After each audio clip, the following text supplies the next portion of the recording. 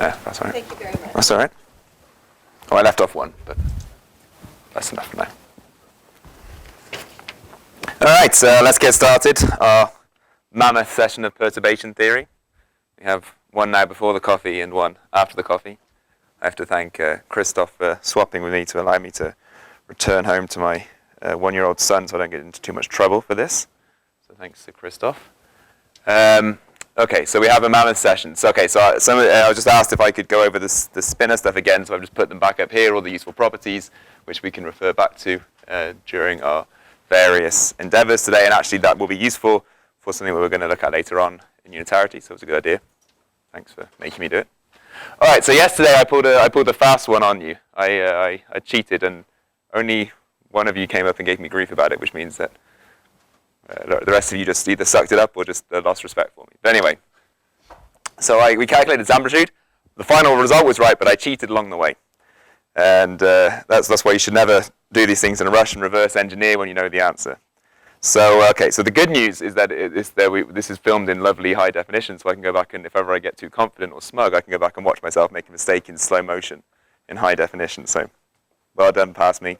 All right, anyway, so the mistake I made, let's see, we were looking at this diagram, and I solved it, and we got most of it right, which is good. I probably got a strong B, nowhere near an A. Okay, so I had where I was looking good was I said this diagram was given by this.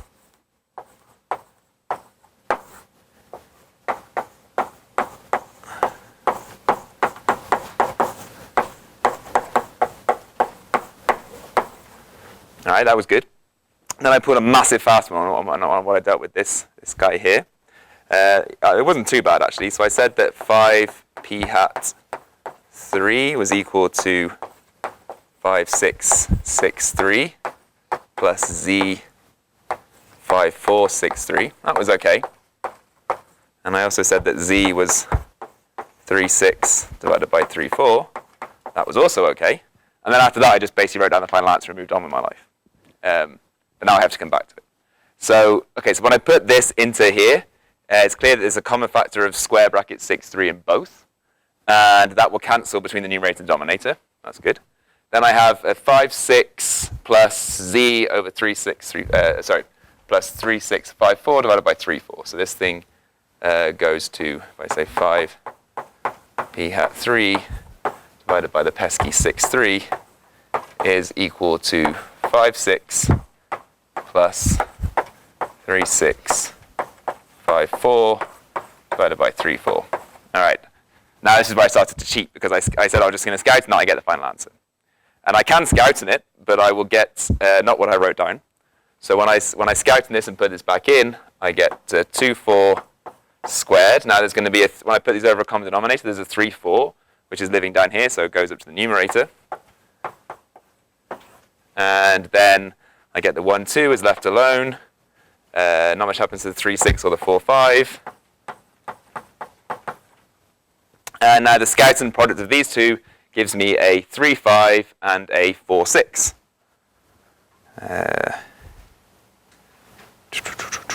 3, 5, 6, 5, 4. 3, 5, 4, 6. All right, so that's the answer to this diagram. This is not the answer for the amplitude. Very, very, very sad realization I had over dinner yesterday when I realized how badly I'd screwed up. So, how do we fix it? We've owned up to our mistake. We fixed it. What possibly could I have done wrong? Why is there only one term in the denominator? The Scouten identity still allows me to do this, right? So I put this over a common denominator. I apply my Scouten identity up there. Yeah. That reduces that down to one term, and I have a single term a single term which I claimed yesterday was the amplitude. It's not. The final answer I wrote down was indeed the correct amplitude, because I know the answer, but I just cheated my way to it. Now, how do I get out of this horrible hole I'm in?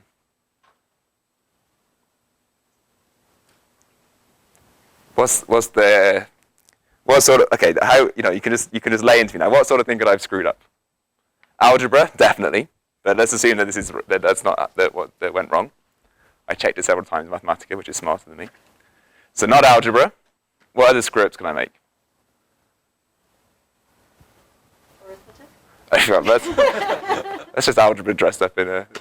Okay, so the only mistake not the only, let's not be too ambitious. A mistake I could make would be forgetting a diagram, right?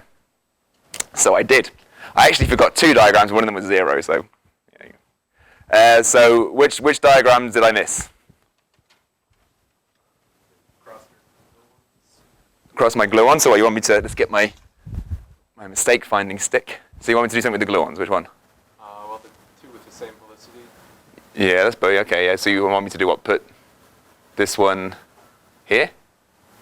Yeah, just switch the 2. That one there. So that would be plus, plus, plus, minus. So I can't have that.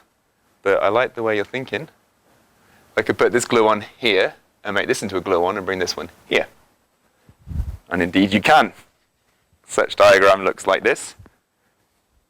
And it survives. Stupid diagram. And okay, so this diagram survives. And if you put it in, so we have a lot of things to talk about today, so I'm not going through all the steps, but if you get to the equivalent of this stage here, so, yeah, okay. So the new amplitude that we need to know is so 3 gluons, of which 2 are positive and 1 is negative.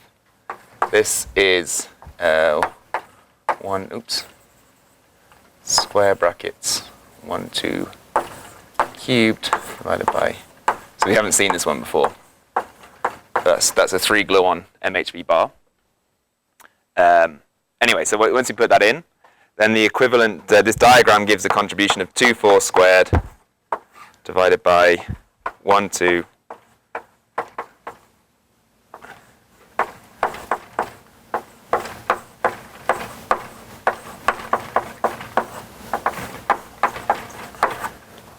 Like so, and then we have to solve Z56. Of course, this is now it's a different residue, so it has a different Z factor.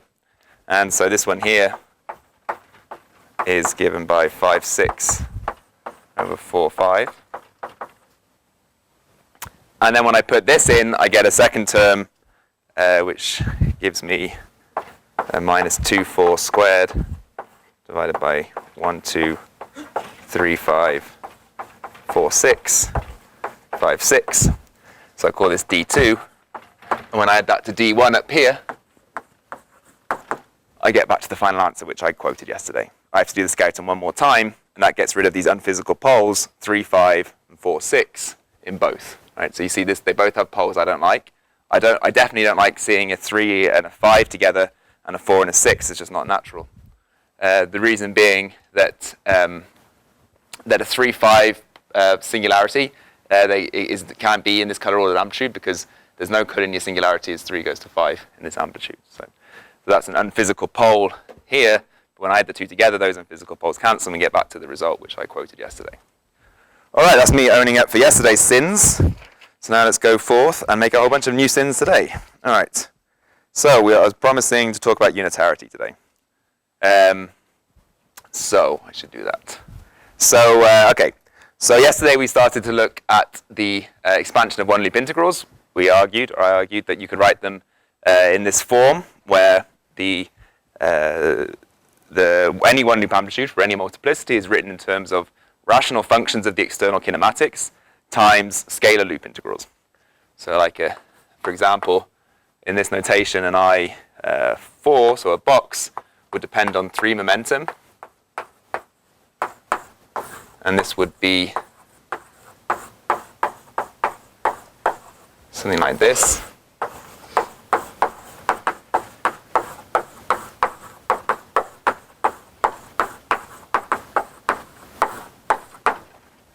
All right.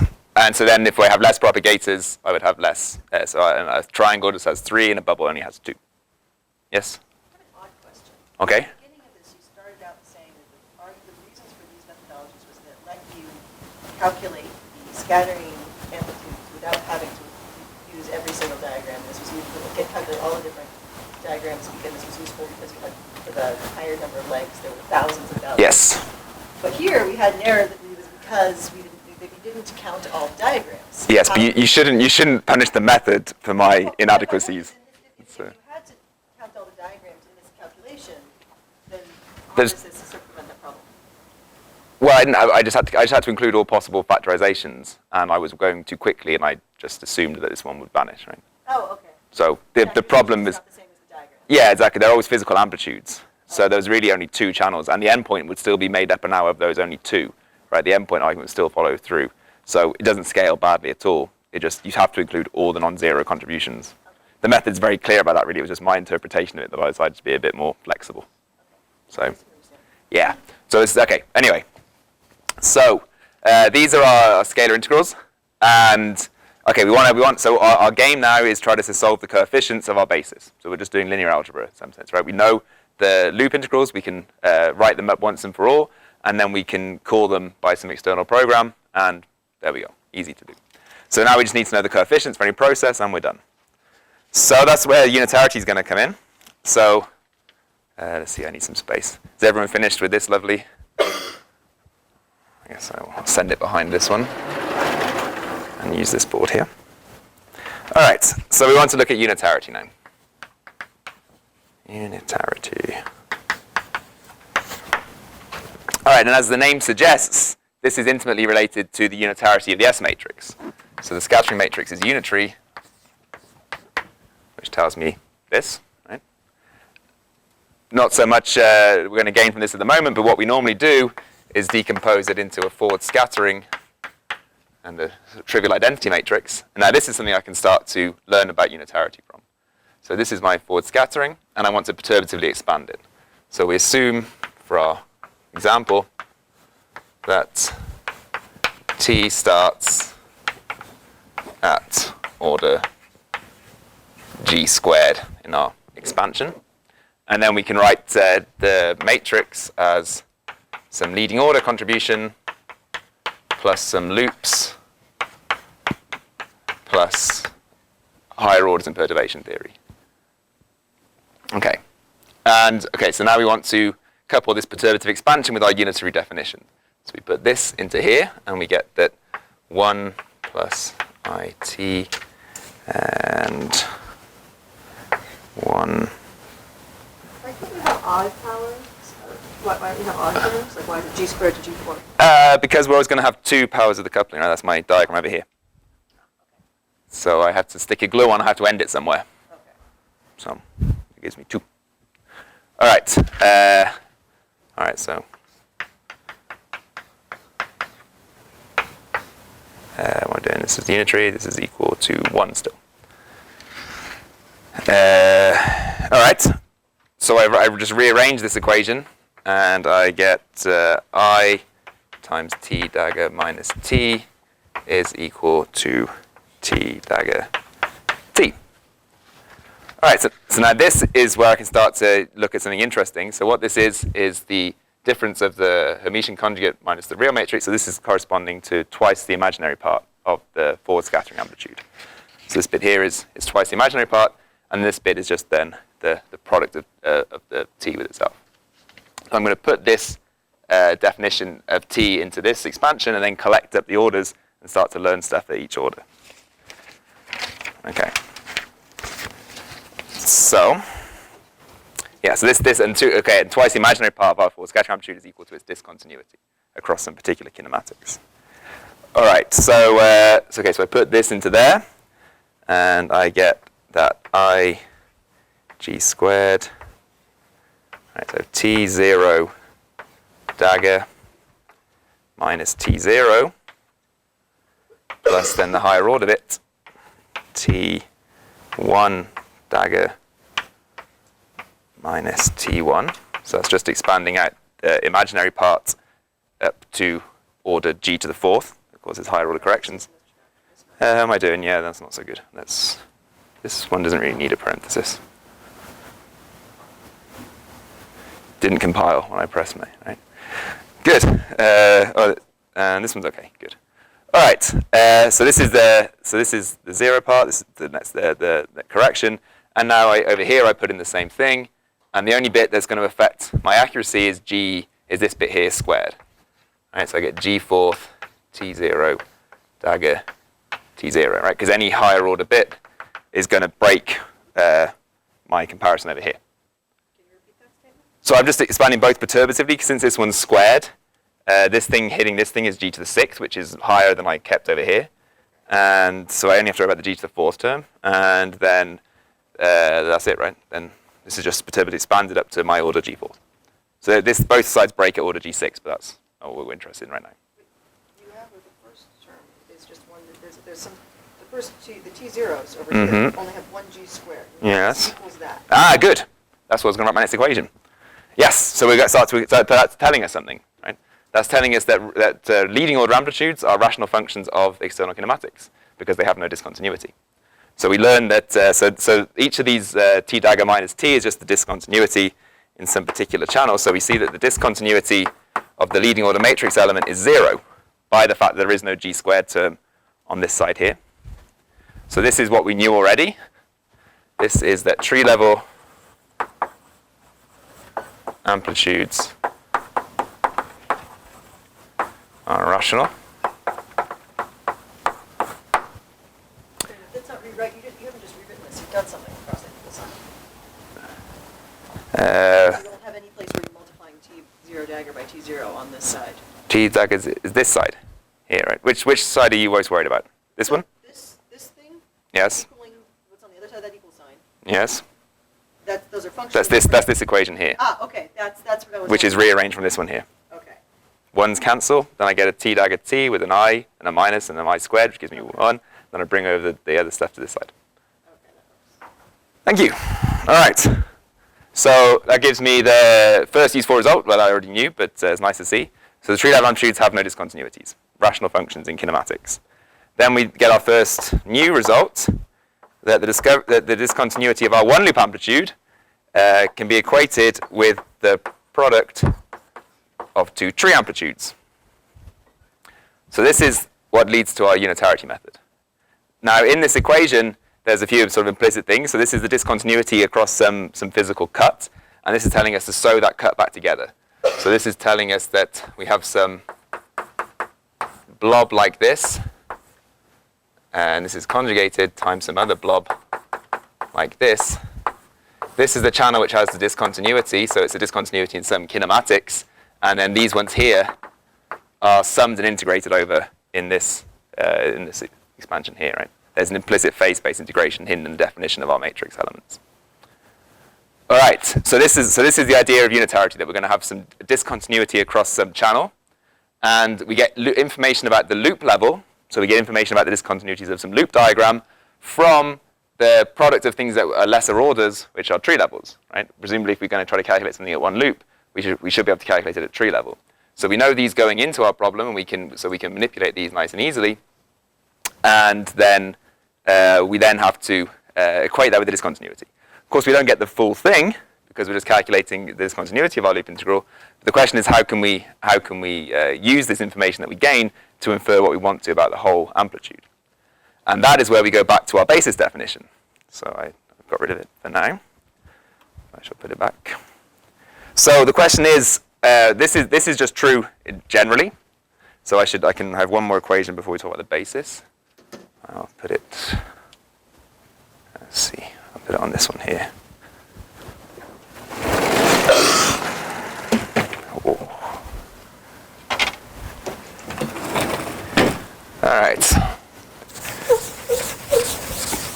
So putting my diagram into math will give me one side of my equation that I want to use.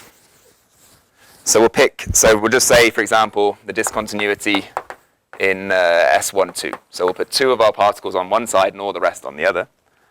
So this thing here is equal to 2 pi squared, sum over h, integral d dl, 2 pi to the d,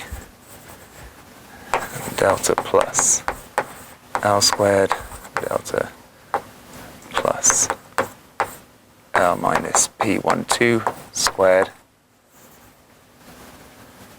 times A4, 0, LH1, 1, 2, minus L2, H2. That's one of my tree amplitudes. Don't need that bracket. And then this is then multiplies by the other one, which is given by some more arbitrary tree.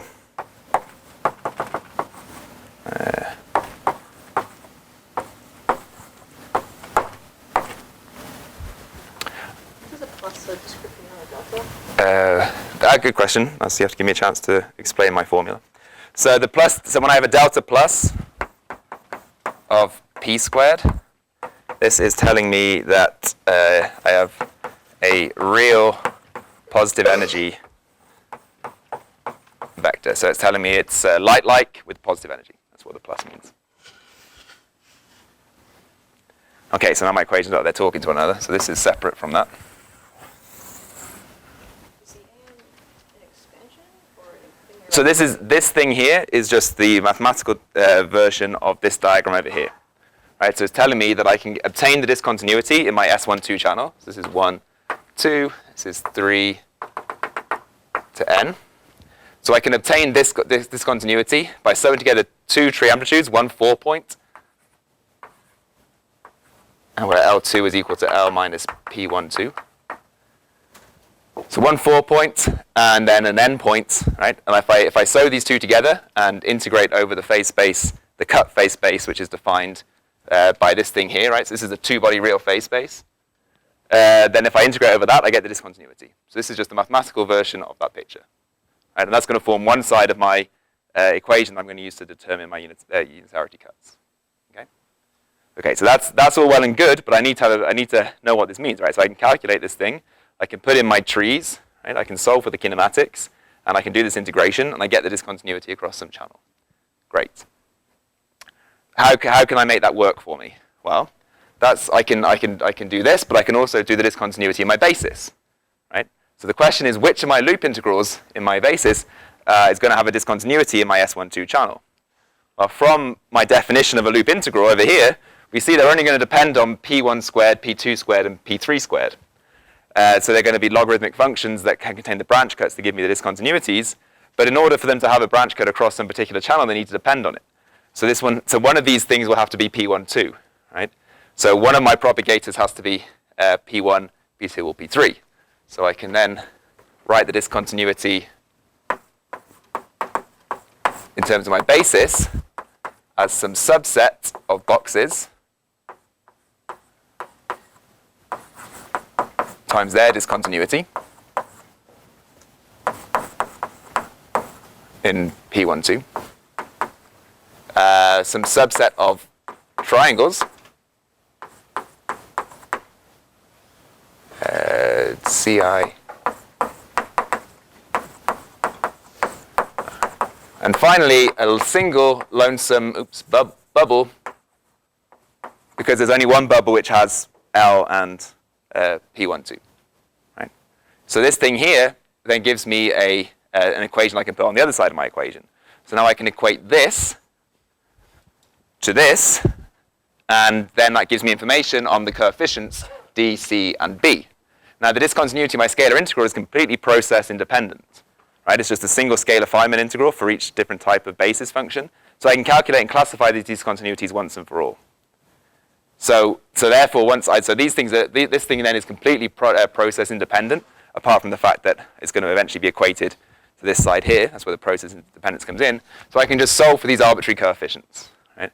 And that's the unitarity in a nutshell. That's how it was pioneered in the 90s by Dixon, Dunbar, Kosovo, and Byrne. And this was used to calculate things that were previously intractable problems.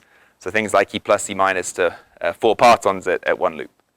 Now, the problem with this method, not the problem, but the tricky nature, comes with the fact that when we do a double cut, we get lots of different basis functions that enter into each cut. We get lots of boxes, lots of triangles, and a single bubble.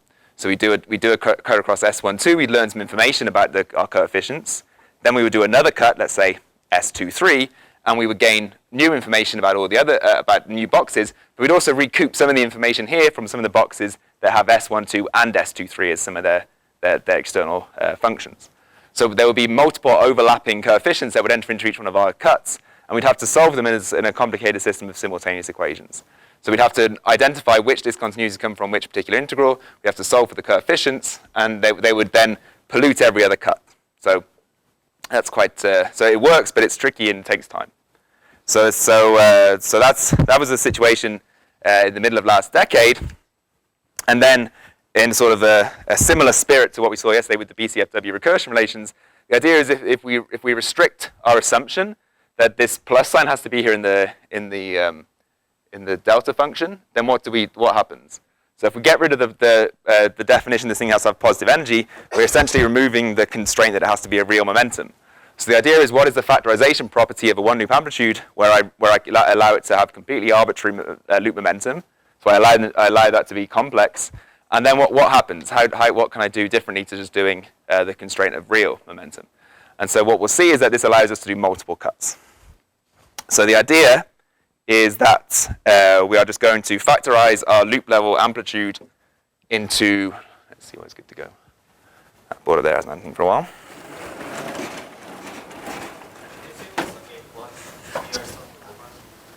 So the question is, what am I summing over? So these sums here. So these sums are just over all of the scalar integrals that contain that particular kinematic.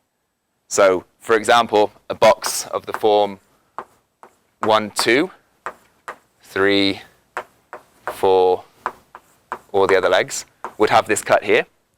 But so would the box 1, 2, 3, and all the other legs here. So I have to sum over all the boxes that contain this propagator. Right? It's one of their functions. It doesn't have to be only in this form. It can be spread out across massless legs like that. Okay. Chalky. All right. Okay. What was I was finding another board to write on? Yes. All right. With this one. Good. All right, so the idea is I can keep this diagram. So we want to say what happens to an amplitude when we just allow these two legs to go on shell, right? So we say L1 or L squared goes to 0, and L minus P12 squared goes to 0, 2. Right? And we don't restrict this to be real momentum. We just say the loop momentum could be complex. Now, what this is telling us is that in the unitarity prescription, when we allow this looped diagram to go on these things to go on shell, we're basically making this into amplitudes on either side. So it tells us that our loop integrand is going to factorize into two trees. Again. So it's sort of being more arbitrary now. Some subset of P1. L2 times 1 over L2 squared,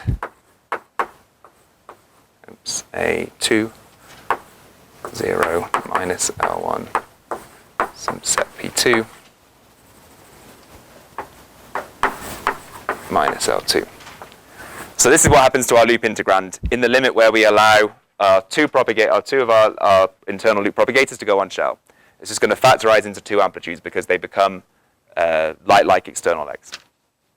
Okay, and then if I was just to replace these with the usual cutting rules, so the usual Kokoski rules that just say 1 over L squared goes to 2 pi delta plus L squared, I would just literally get back to my definition of unitarity from the S matrix. But now I'm not going to require this per se. I'm just going to say what happens if I do this, and what happens if I do it maximally. So let's assume that my loop momentum is 4-dimensional. So we're changing that D to a 4. What would be the most number of propagators I could cut? Well, if it's 4-dimensional, I could cut 4. So the idea is that I will do that. I will take four independent propagators and set them all on shell simultaneously. So now, in the same vein as my previous diagram, I'm now going to have 4 blobs corresponding to four cuts of the loop momentum sewn together with 4 amplitudes at each corner. All right. So in this situation, I have something which looks like 1 over L1 squared, L2 squared, L3 squared, L4 squared times A1, 0, L1, L4. I'm just suppressing the dependence on anything that isn't the loop momentum now just for simplicity. So this would be A2, L1, L2, A3, L2, L3, A4, L3, L4. So I'd have 4 tree amplitudes sewn together, which depend on these different momentum L1, L2, L3, L4, with 4 propagators set outside that are going to go on shell. Right? That would be my factorization in this limit. Now, because we assume L is 4-dimensional,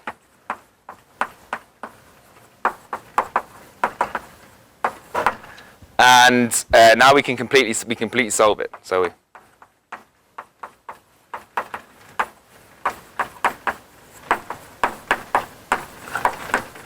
this product here is just an algebraic expression in terms of the final state kinematics, because I can solve my constraint equations for L1, L2, L3, L4. So this whole thing here becomes, we call it DI, right? So then we get DI, which is a function now of our sternal kinematics only, times L1. All right, and now we're going to put these all on shell. We'll take the cuts, and we want to then equate this with our expansion again. So we go back to our expansion in terms of our basis, and we look for a basis function which can have this cut. And we see that these triangles and the bubbles can't have the cut because they don't have enough propagators. So they can't have a discontinuity across all these multiple channels. So they have to. So only one term will survive, which is our particular box that we cut. So this thing here is equal then to the coefficient di times the well, it's not quite the usual discontinuity, but it's the forecut of our box integral that has P1, P2, P3. So there's only one possible term which survives in our basis, which is the box that has these propagators, and this coefficient here is exactly the same coefficient here that I just solved for using my constraints. Yes? I feel like A sub number has become something different. It has, yeah. Notation is just completely arbitrary. I like to mess around with it. This is just meant to represent the fact that there's 4 of them, right? There's 1, 2, 3, 4, right? There's not. That's all the labeling is doing at this point. This is very schematic. All I'm trying to convince you is that each corner is its own amplitude, and it depends on the cut momentum that goes into it. So this one up here depends on L1 and L4. This one depends on L2 and L1. This one depends on L2 and L3, and this one depends on L3 and L4. Right? That's all this equation is telling you. That each one is the physical amplitude of the corner, and now because the L only has 4 components, I can solve it. This thing is just a function which doesn't depend on the loop momentum, so I can factor it out of my loop integration. Then this thing here, which is left over, when I replace them by their cut propagators, only picks out one of my basis, so I can equate this prefactor with exactly the coefficient of my loop expansion. So I identify a single coefficient with a single operation. That's the methodology of generalized unitarity. I'm able to pick out one term for each box in my expansion.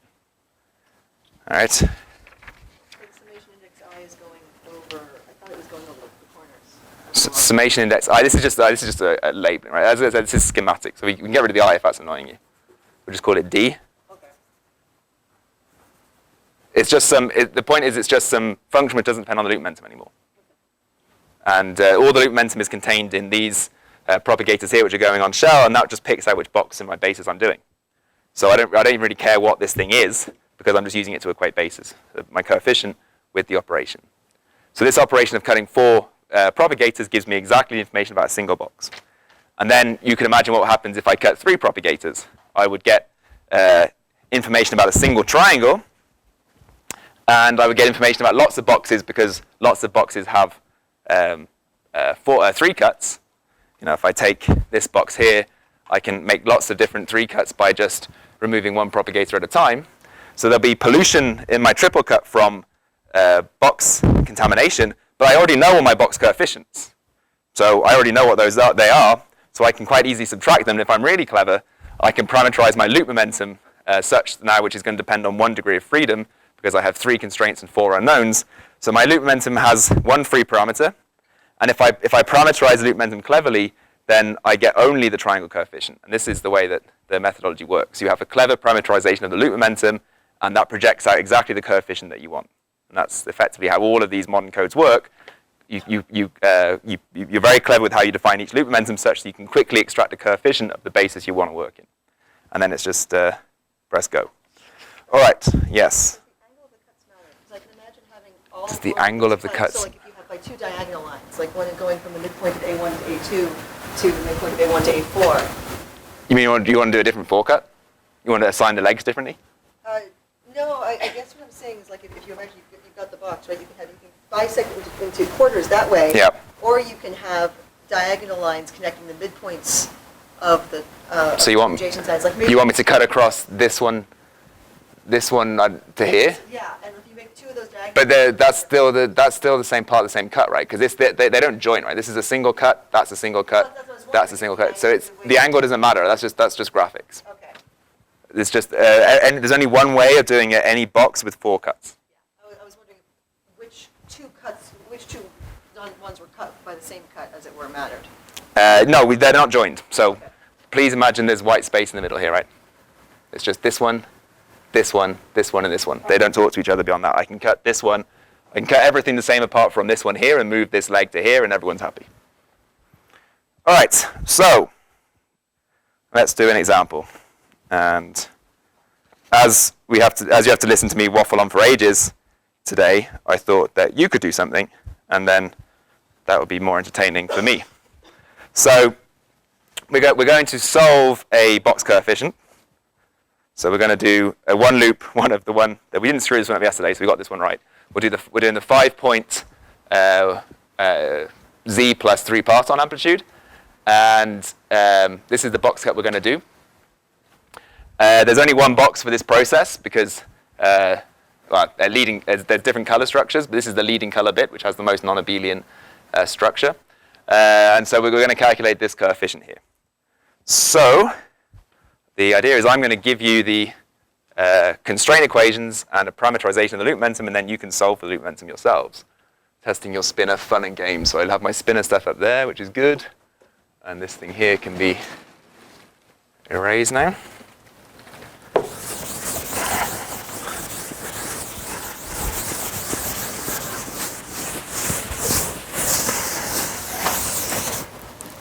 All right, so we want to solve for these constraints. And so we're going to parameterize everything in terms of L2. So we write that L2 squared is equal to 0 is one of our constraints. L3 squared is equal to L2 minus P3 squared is equal to 0. L4 squared is equal to L2 minus P123 squared is equal to 0.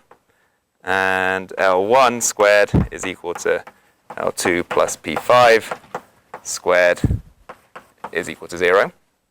So these are our 4 cut propagators.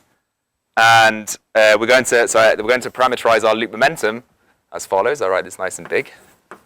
L2 mu is alpha P3 mu plus beta P5 mu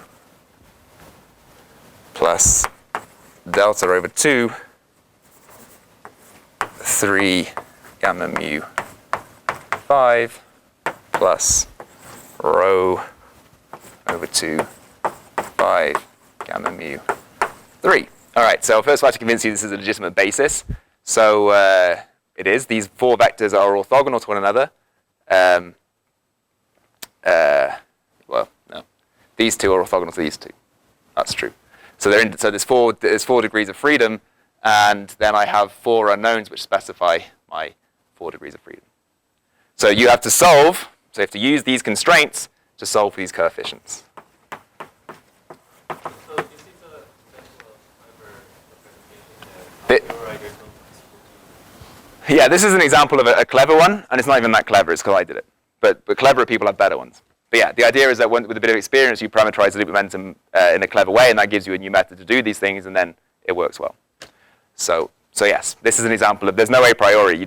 I had to expand my loop momentum in 4 components in terms of 4 independent light vectors, which I did. And now you guys can solve for alpha, beta, delta, and rho. And so then once we've done that, we've solved the loop momentum, and we can do our calculation. So I will let you have a go at that. So you need to use these constraints. You have your spinner information up there. Feel free to work together in groups and give you 5-10 minutes, and I'll just come around and chat if anyone wants to. I'll turn the microphone off, so.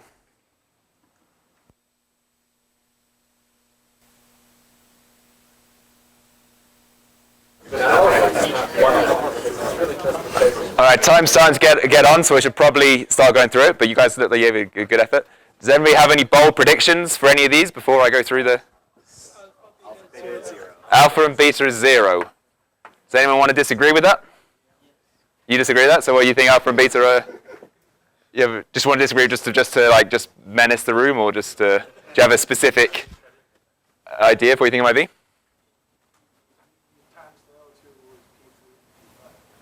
All right, so we'll just put not equal to 0. All right. So we have different suggestions, and we'll see who's right. Anyone have any things for rho or sigma?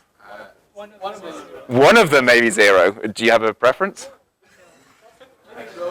Maybe rho is 0. Does anyone think sigma might be 0? No? All right. Let's see how it pans out. All right. So in movies, British people are typically represented in a positive light or a negative light. Depends on the movie. Let's say the vast majority of Hollywood movies, when the British character comes along, you expect them to be either a goodie or a baddie. Movies where they have British and non-British characters. I mean, this is yes, sure, why not? It's like Harry Potter. Not Harry Potter. Come on, man. All right. Exactly. Yeah. All right. So we have a reputation of being evil, right? And maybe in this you'll see why it's true.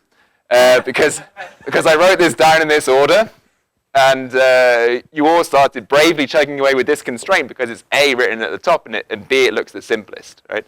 So you all went for this one first because I'm evil and I subtly led you to go from that route so you would make a horrible mess.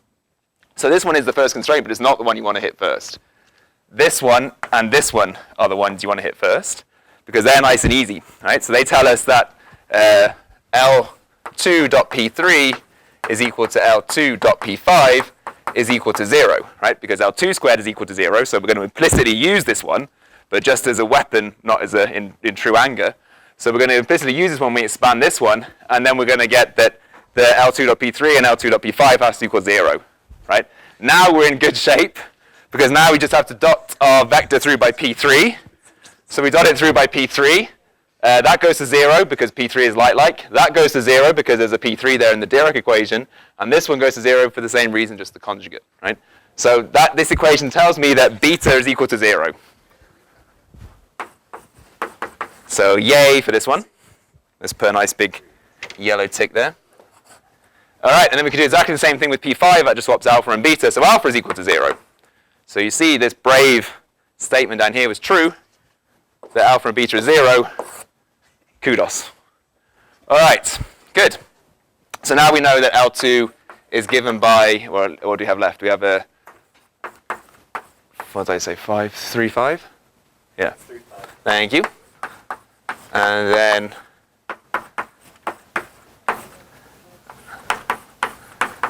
all right, now we'll finally use your favorite constraint that L2 squared has to equal 0.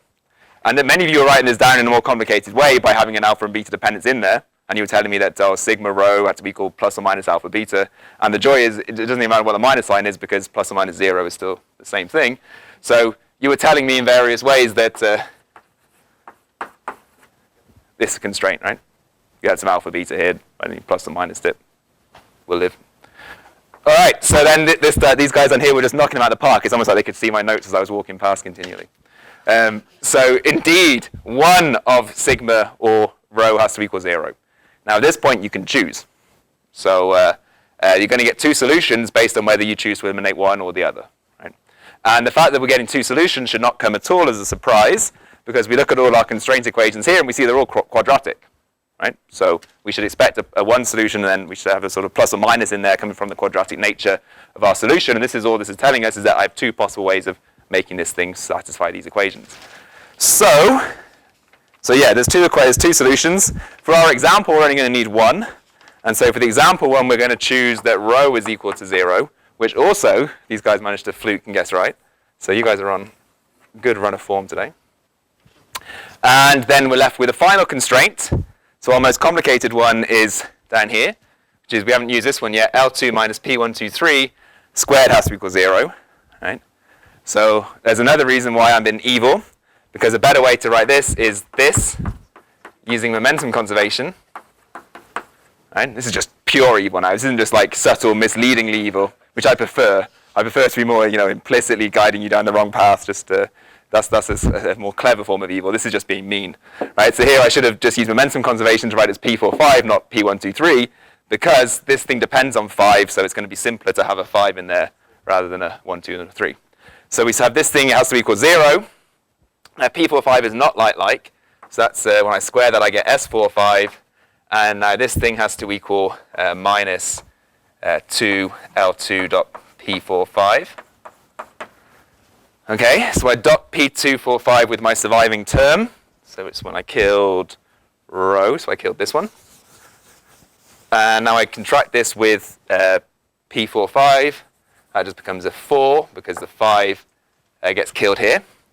And this thing has to equal S45, and there's a 2 and a minus sign. Let's see, I guess I'm trying to get that right. Yeah, the 2's cancel. Perfect. And the minus sign is there. There you go. And so now we get that we can just rearrange this equation. This has a 4, 5 in it, and this has a 4, 5 in it, so we get that delta is just equal to 5, 4 divided by 3, 4. And there you go. That's our loop momentum. So now we've solved for the loop momentum by just putting this into this. And now we have the loop momentum solved. So now we can calculate for this box. Well, we have one solution. Of course, we would have an equivalent solution where we swap. Yes? I'm not 100% sure that follows, because you have P45, and you're contracting P45, not P4. Yes, but So it should be 4. sure. I was just going fast because we have a lot to get through today. But you're right, of course. This is P45. And then 5 and 5, Okay. they aren't friends. Plus and I'm up with that. Yeah. Just contracted him. So I'm okay. I limped through this time. All right. Yes. So now we have our loop momentum solved, and now we can use this solution. Of course, there's another one, and we have to sum over both solutions when we calculate a coefficient. But for today, we're only going to need this one. And now we can calculate any box that has this topology for any process. So now we're going to look at actually assigning some amplitudes to our box and calculate these ones here. And so what do we know? We know the helicities of our external legs. So we know this one is 4 minus, 5 plus, and 3 plus. And we know that down here we have a 3 gluon amplitude. And if they were all pluses, that would vanish, even for complex momentum. So we have to have at least one minus, but we could assign it either way. The helicity has to be conserved along the fermion line. So if this is a plus, this has to be a minus and alternating round till we get out. And then if the same thing, these have to also flip signs across the cut. So in the end, I have two possible configurations. Why is it that you have definitely plus going into that, to the gluon basically, then, but the gluons can be either plus or minus? Definitely plus here. So like when you've got the L3, right? The line going through L3, right? Yes. You've got minus plus definitely. Those Yes, because the fermion has to be, the helicity conservation goes along the fermion line. So for a massless fermion, if this was a plus here, this amplitude is 0. Okay. So there has to be, not true for the gluons. The constraint, the helicity constraint for the gluons is they can't all be positive. So I have to have at least one negative. Right? And if I had minus, minus, then the helicity wouldn't work out either. Good. All right. So I have these two possibilities. And now we're going to learn a little bit more about complex momentum.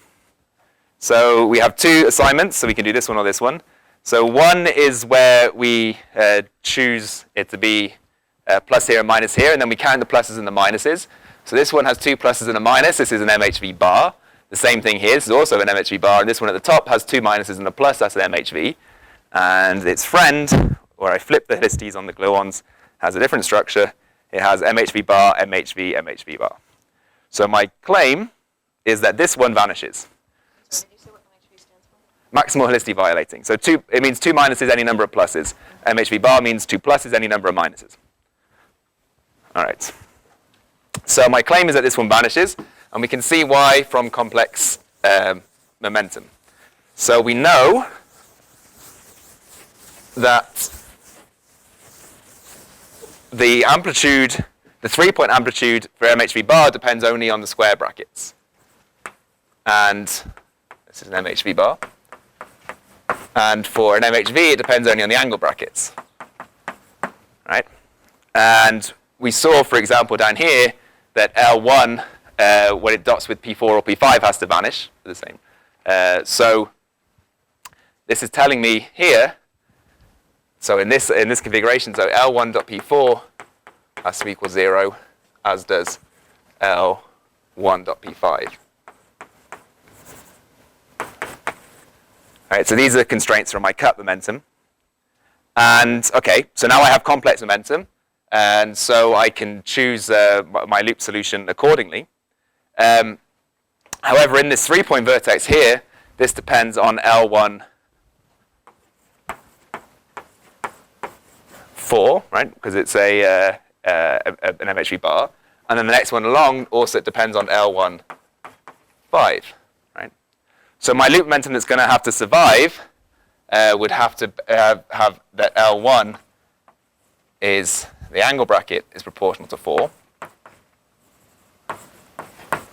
Right? Because this would then allow me to satisfy this condition with having this non-zero. This is an artifact of complex momentum. And the same argument here would tell me that L1 has to be proportional to 5. Sorry, this is angle. Right? So exactly the same argument swapping 4 and 5. Right? So these two constraints tell me that the angle bracket spinner for L1 has to be parallel to both 4 and 5 simultaneously. The only way that can be true is if 4 and 5 are parallel, but that's unphysical. Right? That's just a particular limit. It's not actual physical freedom. So in general, that can't be true. So that means that the only solution has to be that this thing vanishes. So whenever we have two 3-point vertices next to one another of the same helicity configuration for a box cut, they vanish. So that's good. So this is the only one that survives, and here you see it's a legal alternating solution here, which can work, because here I would have, this would still be the same. I would have L1 is proportional to 4. And now this thing would be angle, and this thing would be square. And then you see that I just get my loop momentum is proportional, L1 is proportional to 4 gamma mu 5. Right? Now at this point you're probably thinking, hang on a second, didn't we just solve it all for 3s? Yes, we did. But that was because we solved for this one. Right? If we were solving for this one, we would have had 4 and 5, not 3 and 5. Right? So, anyway. All right, is that clear? Unclear? All right. Good. All right, so we only have one box to solve before coffee. And we can probably do that. Good. So we have to get these amplitudes, put them in, and then put in our solution, and then we're done. So we have 4 amplitudes to sew together. It's going to require some space.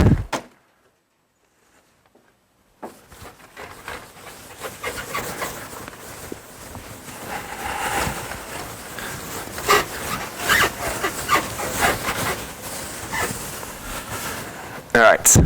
So our coefficient, we'll call it D1. All right, so we'll start with L1, L2. So we'll start here in this corner for the gluons. So we get a 3-gluon vertex, which goes like L1, L2 cubed divided by L1, 5, L2, 5. And then we get the next one, which is going round up through the top corner. So we get the MHV bar 3.1. So that gives us 3 L2 squared, the minus sign, divided by 3 L3.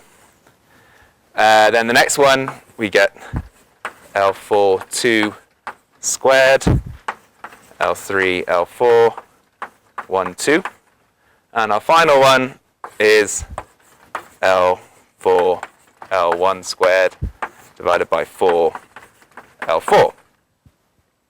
All right, so now what we have to do is remove all of this dependence on the loop momentum, and we're done. So there's two equivalent ways of doing this. You could solve all of your loop momentum in terms of the external kinematics, like we did for L2, and like we started arguing for L1, but we didn't pursue it through to the end. Or you could rewrite this function so it only depends on L2 using momentum conservation, and then put in our solution for L2 that we just did. So that's what we're going to do because we already know what L2 is. So the idea is that you want to use momentum conservation to get rid of L1, L3, and L4.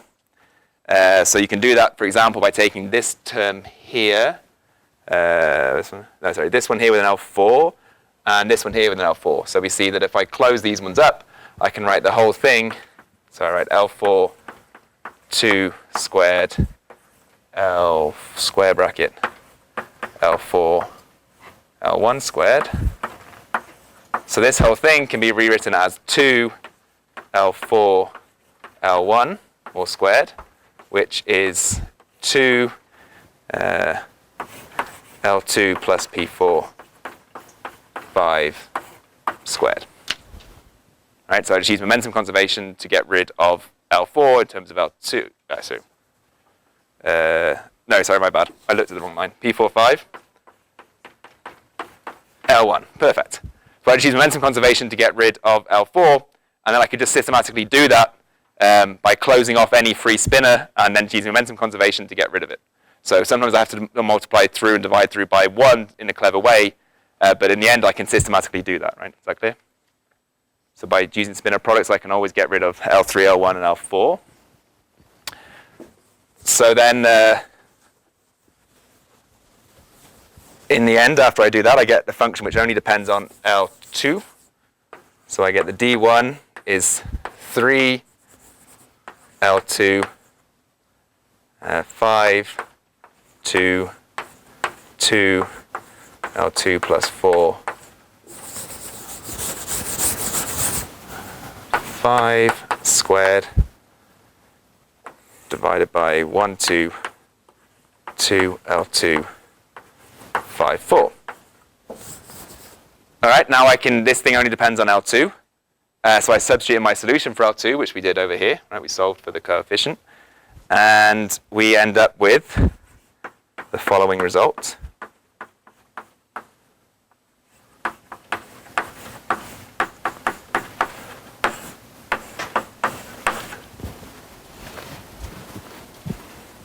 And we're done. So this depends only on the external kinematics. And so we know the coefficient of this box. Is there a way we can make this look a little bit nicer? Apart from just penmanship. I'd love to. That nothing would make me happier, but unfortunately we can't in this instance, right? Because we can only get rid of them if they were if there was one in the numerator and one in the denominator. Right? That's tragic. So yeah, but we do want to we do want to get rid of them, but just in a legal way. So I like the spirit of your suggestion. So what we'll do is divide through by angle 5.3 and angle 5.4. Then I can rewrite these things as Minkowski, my usual products, S3.5 and S4.5. And then here I have a 3.5 and a 5.4 in the denominator, which is nothing other than our tree level result. So this whole thing looks like S3.5, S4.5, A5, 0. And this is a nice way of looking at it, because this will show our infrared factorization properties that we want in the long run. All right. So that was a box calculation. And so you see the box was just algebra. And in principle, you can classify all these solutions once and for all. So the second solution for us would have vanished, because here you see the square 3L2 here. If I flip 5 and 3, then when I contract that square with this one, for L2 I would get something which is 0. So that's why the other solution with the other solution to this doesn't occur for us. But yeah, so now you see how what I would do. I would just code up all of my solutions for all possible box topologies and all possible external momenta. Then I would have a big library of all the tree amplitudes, and then I sew them together. I put in my solution. I have my box coefficient. completely algebraically. And so that's basically how the one loop generators now work, is that they solve each coefficient using its own method. And their parameterization is clever in that they know how when you have a higher point scalar integral that pollutes a lower cut, the parameterization is clever enough to easily remove those coefficients. So you get exactly access to the bit you didn't know from the previous higher cuts. So we could go on to do triple and bubble cuts, but they get more technical and you can't just do algebra on the board. But this is the same spirit. So by solving this problem, you've basically already solved all of unitarity, because all of this sort of thing does is show you how to parameterize your loop momentum in a clever way. And that's the lower down in cuts you go, the cleverer you have to be with your loop momentum parameterization, but it's the same spirit. So after coffee, we'll switch gears and we will talk about the real corrections. So thus far we've looked at how to calculate virtual. I've argued that it's now a solved problem for one loop. We just have to isolate the coefficients of our basis, which we can do with unitarity. Next, after the coffee, we will talk about real corrections, and that will also be fun. So coffee break is what? Half an hour? All right. Cheers. You guys.